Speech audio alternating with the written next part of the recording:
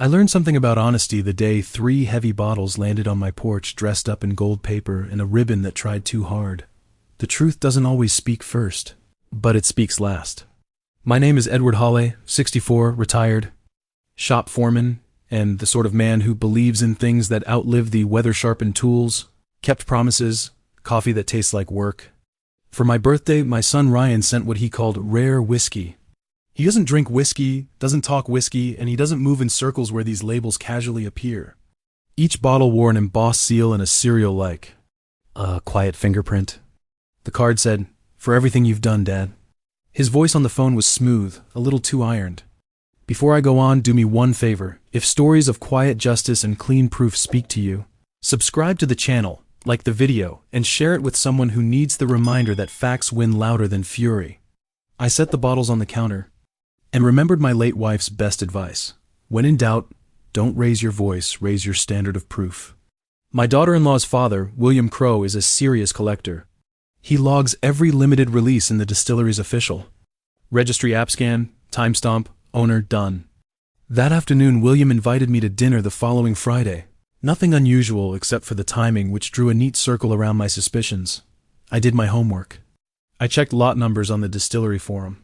The winter release had a tiny label quirk. The second digit on authentic bottles sat a hair lower inside the border. Mine did. I called a respected retailer, Harrington's, and asked if they'd ever carried that winter set. "No," came the email, polite and blunt. I checked the aftermarket. 3 bottles together would cost more than Ryan's car. I phoned him and said thank you. He sounded relieved in a way that made the thank you feel like a test he thought he'd passed. Friday arrived. I brought the bottles in a plain paper bag, not to show off, but to place a clean question in a room full of people. After a cake that was too sweet and coffee that told the truth, Ryan tapped his spoon.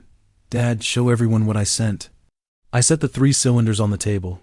William's face softened the way a craftsman's does when he recognizes good work.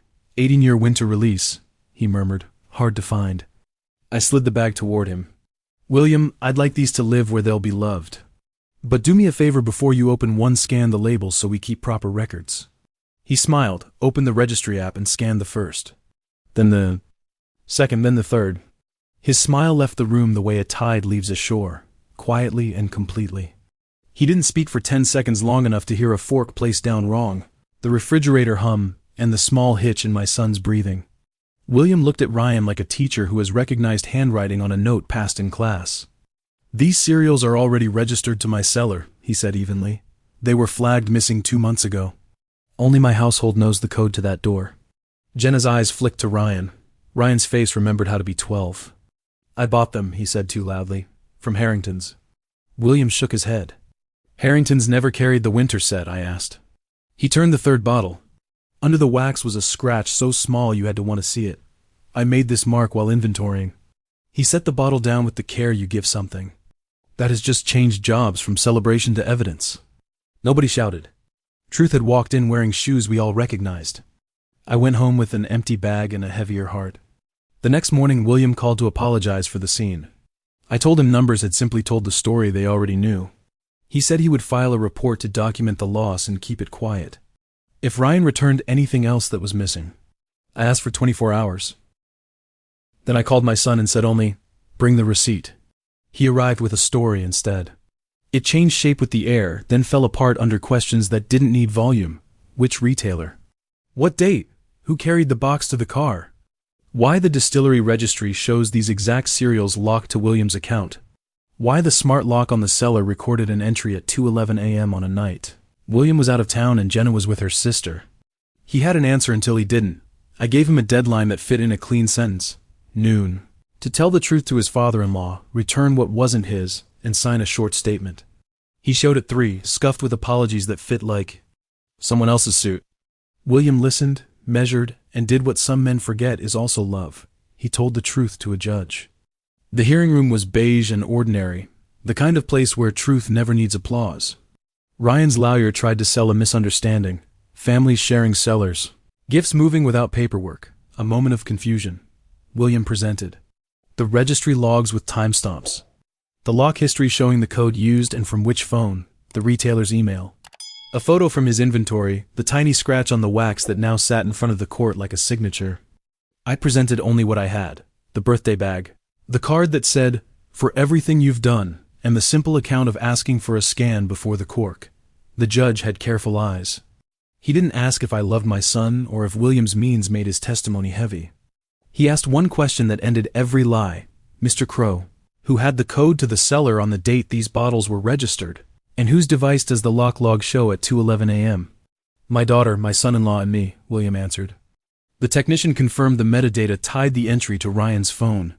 Ryan's yes died before it reached his lips.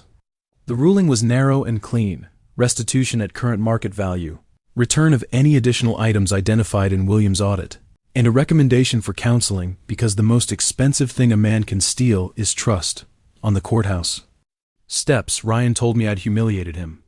I told him I'd given him a chance to speak the truth before the only room that writes things down had to ask for it. He said I chose his father-in-law over him. I told him I chose his future over his excuse. Then I went home to a house that felt like houses should feel after a storm still standing because it was built on something that doesn't wash away. I changed the deadbolt not in anger but because keys teach us how to behave. I set new ground rules in one text. Money questions go through written agreements. Promises get calendars. Kindness isn't a loan. Ryan asked if I would help him make it right. Help doesn't fund the lie. It sits next to the work. I told him to bring a budget, bring a plan, bring the name of a counselor. We started Monday. He sold a watch he couldn't afford to look at. He picked up a second shift. He made the first restitution payment without asking me to clap. I drove him to the counselor's office and waited in the parking lot with a paperback I'd already read. Beginnings don't always look dramatic. William and I spoke like men who have decided to be family on purpose. He said he'd complete a full audit of the cellar. A week later he called with the tally 2 more bottles gone months earlier. Never noticed until the app did the math. Ryan returned them from a storage unit that could have told its own sad story. William changed the code and the pattern, then invited me to share a glass from a bottle that had earned being opened. We didn't toast to winning, we toasted to not lying. At home, I cleaned my garage the way you clean a thought, one shelf at a time. I put the birthday card in a drawer with letters that mattered and receipts that explained things. I kept hearing the judge's question, not "Why'd you do it?" not "Do you love your father?" but "Whose device had the code at 2:11 a.m.? Clean questions don't judge, they locate. That's what saved us. Not a speech, not a scene, just a clean question and the patience to let it ring. Weeks slid into something steadier. Ryan came by on Sundays and fixed what he had ignored when life was easier to borrow than to build. He didn't ask about whiskey. He asked for torque specs and caulk guns and whether forgiveness expires. It renews, I said, when the work does. Jenna changed her locks and her schedule and the way she handled passwords. Sometimes saving a marriage starts with saving a system. William and I became the kind of men who text photos of screws that finally came loose and sunsets that finally felt earned. A month later, Ryan and I took a slow walk past the store windows.